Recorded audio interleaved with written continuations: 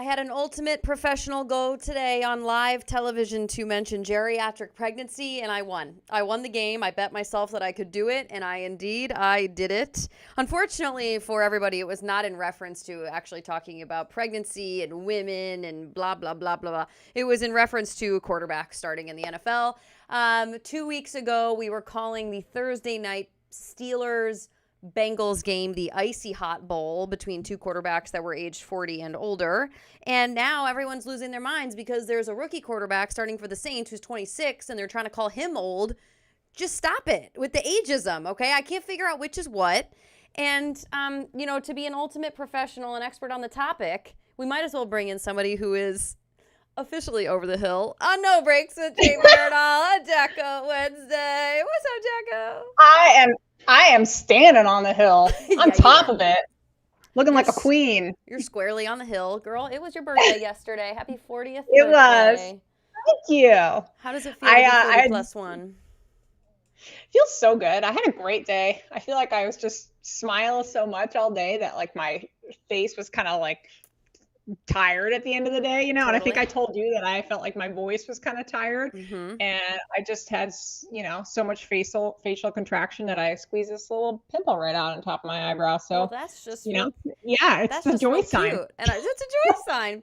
I remember when I got engaged that I went and got a facial like 6 weeks later, and the lady was like, oh, wow, you have a lot of blockage in here. Right here is like, and she said it was actually, what she said was like, that's actually where like alcohol really likes to concentrate. And I was like, yeah, I've been having some champagne. I just got engaged, lady. All right, leave me alone. Oh, yeah. Good with the bad. Yeah, exactly. So I just had a great birthday, and thank you for, calling it out, and it's just I feel happy and excited about it. So good. I'm so glad for you. Well, I will be celebrating with you soon enough. Yes. We are going to troubleshoot those who listen to the show and the pod on Friday. Yes. No Breaks is going to look a titch different. It's still going to be No Breaks. It's still going to be like a nonstop experience. However, I just can't quite decide what to do. And maybe people in the chat and whatnot can provide feedback, which is I might go live, but at like 3 o'clock in the morning, like when I'm getting ready for the Halloween episode of Good Morning Football, or I might like tape it, like do just like a recorded video of myself getting ready for Good Morning Football in the Halloween spirit, and then like post it at 4 p.m. Eastern. I can't quite tell which one I'm going to do. That's a great idea. But the point is I can't be live right at that time because I will be flying to your neck of the woods. Yes. Yeah. I think people would love to see that. So I haven't heard about what the Halloween edition of GMFB is going to be. Well, Jaco, if I told you publicly, I would just have to, okay, in the spirit of Halloween. However, I will say you do have a plan, though. I have a plan, yes, and I think initially the idea on Good Morning Football of not sharing our costumes was born from the fact that the men don't really like to talk to each other, like outside the show. But I also think it was in the spirit of surprise. So this will be my 4th Halloween on GMFB, and I have successfully been a female adjacent to football all 4 times because I just kind of don't want to dress up as a football player. Like, I talk about them enough. I put them on the pedestal. I'm all about what they do in the game, but I just can't bring myself to like put the pads on. So, my share the spotlight. Share the spotlight. So, my first year I was a vintage CBS reporter whose name is Leslie Visser with the brunette wig from the 70s and 80s, which was really fun. Then my second year I was pregnant Rihanna, a la the Super Bowl. Oh, right. Yes, the red outfit. Yes. And then truly football adjacent, but really it was more like in the spirit of being in Hollywood for the first time for Halloween. I was the Bring It On, cheerleader last year. Yes. And you and Sherry. Yes, that's perfect. Yep, and Gabrielle Union like reposted us, which was such a thrill. That's like that's just right up there with standing on top of the 40th hill. Exactly. And so this year I am a female adjacent to football again, and everybody shall see, and it's a good one. You'll appreciate it once you see it. Oh, I can't wait. Yay. Is it a group costume? Oh, no. Okay. First of all, too hard to coordinate. First and foremost. Also, that would imply that we share with each other what we're doing. Okay, but you and Sherry were able to coordinate last year. So. Yes, exactly. Yeah. Okay. Oh, So I'm I excited. I don't know love what. a good costume. Yes, I know you do. You are like Missy Halloween. Yes, I And am. this has kind of been, Halloween branded episodes. Monday I did a brain dump and I did by myself and I power ranked candy, which I'm sure you can guess, my options. And then Yes. yesterday Giselle and I had a good old chat about like horror films / like I'm more because I had to rank scary films for work. They asked me to, but I went more the psychological thriller avenue because that's more mine. And what's crazy about you is that you are like Miss Halloween, and we kind of think it's born from the fact that not only was your birthday yesterday, but then lo and behold, you have your daughter arrived on Halloween, just like 2 weeks early, gangbuster style. And she knew her birthright. yes, exactly. She understood her assignment. Yes. And you are not really like a gore horror thrilly, like that's not where you like to drive your car in the Halloween spirit. Yeah, it's not like the dark, like adult kind of Halloween, like terror. And then I won't get any fans by saying so the night there's like that movie with Jack Skeleton. Oh, is that The Nightmare Before Christmas? Yeah, no. Okay. Well, see, never mind. See, like I just feel like there's not a lot of like classic like movies like that are kind of like motivating my Halloween spirit. I think I've just always like probably birthday vibe, birthday hype around it. And then like people, especially like in college, people are always ready like down to party, like, and then your birthday is kind of nearby. So it's just like this big like birthday Halloween, like, Yep. Energy, which is like makes it kind of fun. So like a fun association always. So yeah. I always get like geared up for it. I think I like the creativity aspect of it, like go a lot of different directions. So, and then oddly too, it's like I'm doing some intricate like pumpkin carving. Like I don't really do that. I just like, it just always puts me in a good mood. It's kind of like how you feel about decorating for Christmas. Yeah. The other thing that you do, which constantly like moving Christmas stuff like out of my house to make room for more Halloween stuff. Yeah. Yes. Do you still do the thing where you buy like one new inflatable a year for your front? Yeah, I mean, because you have I prorated that out about 3 years ago. I've got a population out there.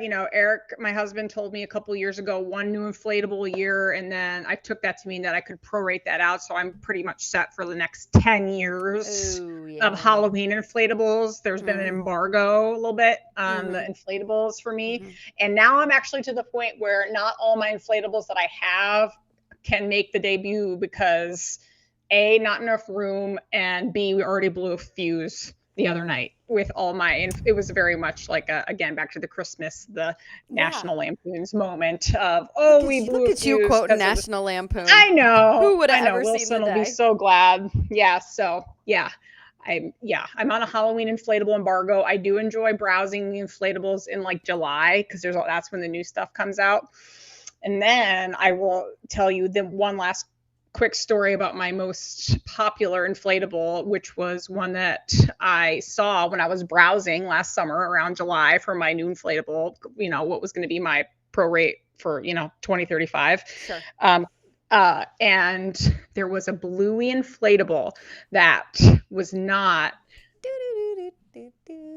and it was not the one that's available at Costco that people have. And because I want to be original, obviously. And so I looked at this blue inflatable and it was nowhere in a 250-mile radius of my house that I could go. So I was contemplating whether or not I should do the 5-hour drive to the next closest metropolitan city to get this inflatable because that's where it was. And I was seriously considering that. And then I realized that my father-in-law, who lives in the Midwest, I looked at his metropolitan city.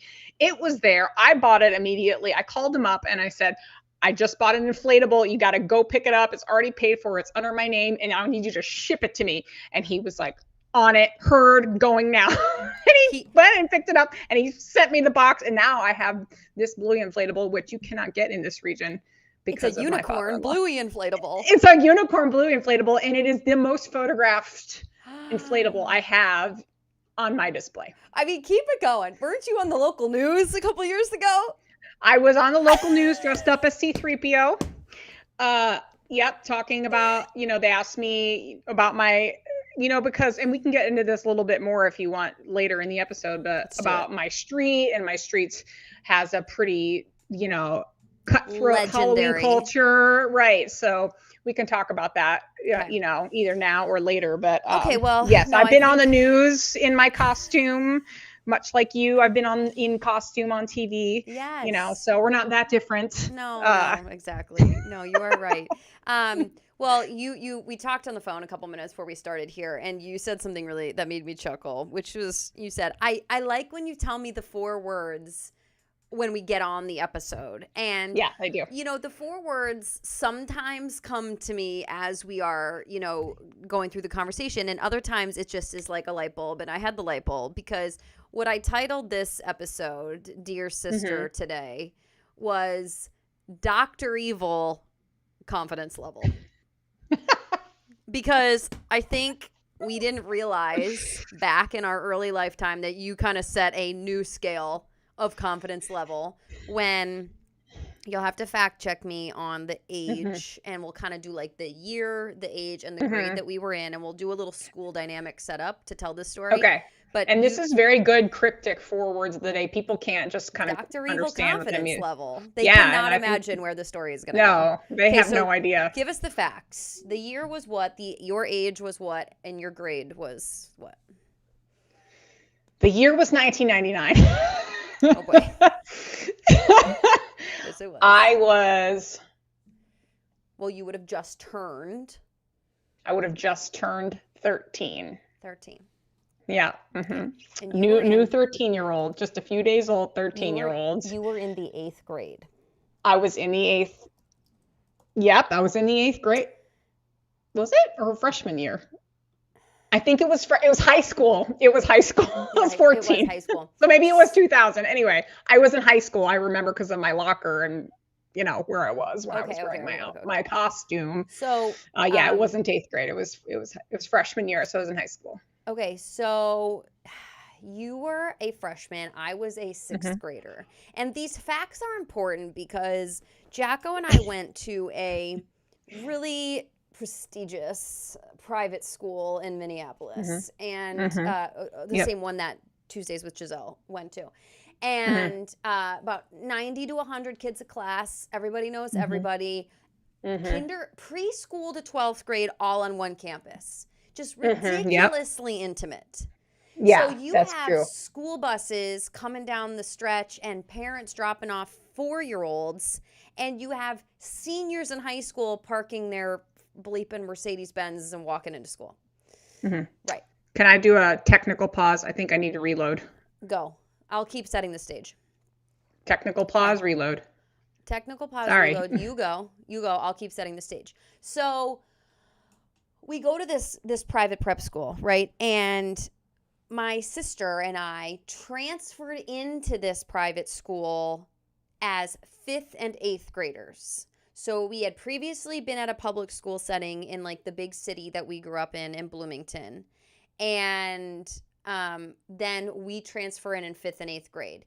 And when Jaco comes back to us, she'll be able to speak better to the challenges, the social challenges that came with being newly at this private school, what it meant to come over from the private school setting. Just, you're in a small group setting. So you enter into the school year, the first year, 8th grade, Jaco. And then freshman year comes around and you are like, all right, let's go. Let's dress up for Halloween. Can you hear me? Oh, she gone again. So, it's whatever, 99, 2000. And I just looked it up. This is when Austin Powers came out. Okay. So it's like 97. Austin Powers comes out. Then the second movies are coming out and so on and so forth. So we are obsessed with Austin Powers. Obsessed, entranced. The Heather Graham, the the fat, bastard. It's so odd. I'm very classically trained to not swearing, so I'm just not going to do it. So the Frau Farbissina, like we're all over it. So Jaco, in her freshman year of high school, decides to say, I am going to be Dr. Bleepin' Evil from Austin Powers for Halloween. Okay? So she's a freshman at this school. I am a sixth grader. And we are on our way to school. I think I was something cute, like a Reese's peanut butter bar or something like that. And this also goes into storytelling mode of like our mom, crafty as can be, that little left-handed 5-foot-tall wizard from Philadelphia, made all of our costumes as children. And she made us, whatever I was that year. I think, let's say I was a Reese's peanut butter bar. I was never anything like very flagrant, but she always was like with the OG costumes. Jaco was Dr. Evil, and my mom made her the full gray suit with the white mock turtle Dr. Evil costume. And Jaco, give me the thumbs up when you are ready to come back and that you can hear me, and I will bring you back in. She still hasn't given me the thumbs up, so I'm going to keep going. Jaco goes with the full bald head. Okay? A lot of people say freshman year is tough, right? A lot of people are like, you know what? I think I want to ease into high school, and I'm not sure I want to, rock the boat socially too much. And here comes my big sister walking into this school with the bald head on. Okay? And I was fully accepting of this because I was like, well, yeah, Dr. Evil is awesome. Austin Powers is awesome. Jaco, give me a thumbs up when you're ready to come back. And it was a remarkable performance. I'm just going to keep going because I wanted to keep teasing it until she could come back, but I don't know if she's going to be able to come back. So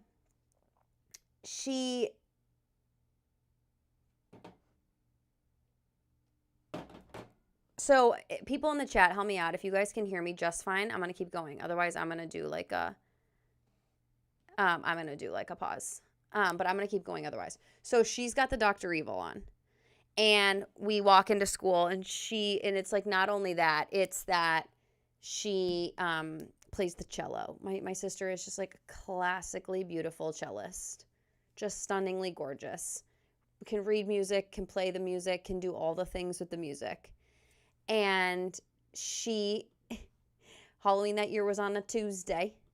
Okay, I'm good, so I'm going to keep going. Halloween was on a Tuesday, and she played the cello in front of the whole school. And so we walked in, and she was up there in front of 1,200 kids just playing the cello with her bald head and her Dr. Evil outfit on. And like the level of confidence that took somebody, and this is somebody, if she were here to talk about it, she would be like, you don't understand. I was like shook fully, left and right, up and down, just like walking into school any other day. Yet on this Tuesday, and we're still not sure, 99 or 2000, this homegirl walks into this private school as a freshman in high school, stands up in our all-school chapel, and plays the cello by herself. Not by herself. She was part of the orchestra. But you know what I mean. First chair cello. There she is up there, Dr. Evil. She didn't even want to pick Austin Powers, which would have been like a goofy wig and a whatever. Or like Heather Graham's character. Or a fembot, for that matter. Or Frau Farbissina. Actually, our friend down the street was Frau Farbissina. So that costume was taken. But my sister was Dr. Evil. And honestly, I just have this memory walking into school that day being like, Okay. Let me just understand this right. I'm a sixth grader, and I'm wearing like a very benign candy bar outfit. And here she comes walking in, and she just has like a full-blown bald cap on. Not bald cap, bald cap. And I was like, you know what? Hell yeah. And every time we review this story, she's just like, I can't believe I did that. I can't believe I did that. I absolutely can't believe I did that. And I'm like, I can. It was awesome. It was awesome. I'm going to try to bring her back in. And so it takes a absolutely blind level of confidence to be able to do that and stick the landing and just be like, heck yes, this is what I'm doing and this is what I'm being. Jaco, hit me with a thumbs up if you can hear me, if you want to come back on. So that was that. But we were going to talk about, we were going to keep covering that our mom made our costumes, handmade every year, a remarkable effort. And I mentioned this on Monday that when I was a kid, you didn't have like 27 things to go through October, fall festivals, carnivals, pumpkin patch picking and whatnot. It was just like go show up at school and bring your A game. And now we've entered the chat, the era of, I don't think anybody is buying or is making costumes anymore. They're just buying them on, whatever, Target, Walmart, Halloween, Amazon, but they're piecemealing things together.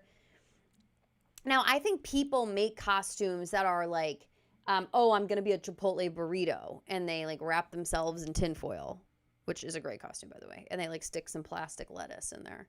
It's a great costume. Have some rice coming out. I had a Chipotle burrito earlier today. I think people make costumes like that.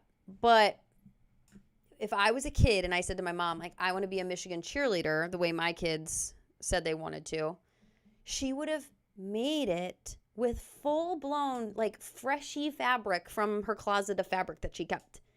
And, like, the stitching would have been, like, perfectly matched fabric from the Joann fabric store. And I'm just so amazed and impressed and proud of her effort when I was a kid. Now, mind you, if you asked me now, looking back on it, I'm like, lady, you were out of your GD mind with how much effort you had to put into this. Are you kidding me? One year, I was Dorothy from The Wizard of Oz, and I just remember her waking me up in the middle of the night, in my dreams. Sometimes you just have that trigger. In the middle of the night to say, try on your costume and don't worry about your Dorothy shoes. The glue is still drying. And I was like looking at her with one eye and I was like, what time is it?